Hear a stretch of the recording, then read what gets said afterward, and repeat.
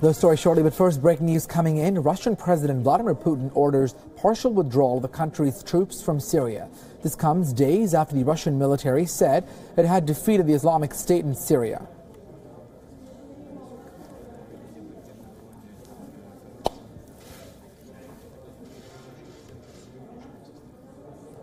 Again, our breaking news coming in this hour. Russia pulling troops from Syria.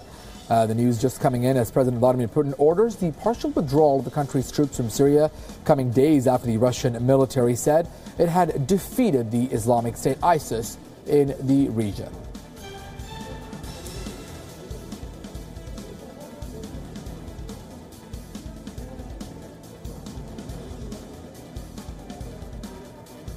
Last week, Russia's military said it had in fact defeated ISIS.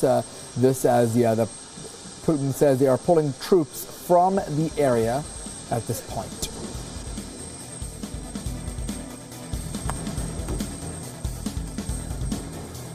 Again, our breaking news coming in. Russian President Vladimir Putin ordering the partial withdrawal of the country's troops from Syria, coming just days after the military said it had defeated the Islamic State in Syria.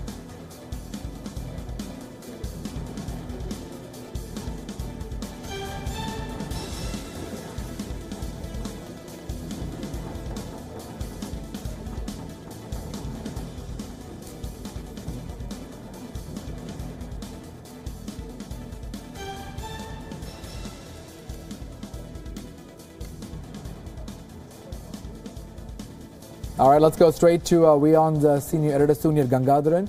Surya joining us now on the story. Surya, the president saying they are going to withdraw troops from Syria. The implications of this?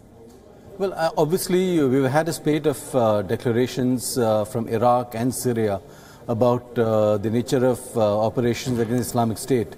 Generally speaking, of the collapse of Islamic State resistance in both these countries. Although the Islamic State still has a presence in some of the desert areas in Syria and Iraq, clearly they are not seen as that much of a threat anymore to the established authority. So then we have President Putin coming forth and saying that Russian troops will be withdrawn. Although, to be very frank, there were not too many troops even at the peak of the Russian presence and operations in Syria. So does this also mean that Russian military aircraft will be withdrawn? I'm not too sure about that because as you're aware, the Russians have a military base in somewhere in northern Syria. They also have a naval base in Tartus, and I would presume that they will be building up their presence in other parts of Syria too. So we really need some clarity on the exact numbers that Putin is talking of. Absolutely. Certainly a little vague at this point, but in terms of some of the reaction perhaps coming in from other countries, of course, with the aim of getting rid of ISIS, what type of reaction could we expect? Certainly the U.S. is, with Donald Trump, certainly defeating ISIS is one of the key priorities for other world leaders as well.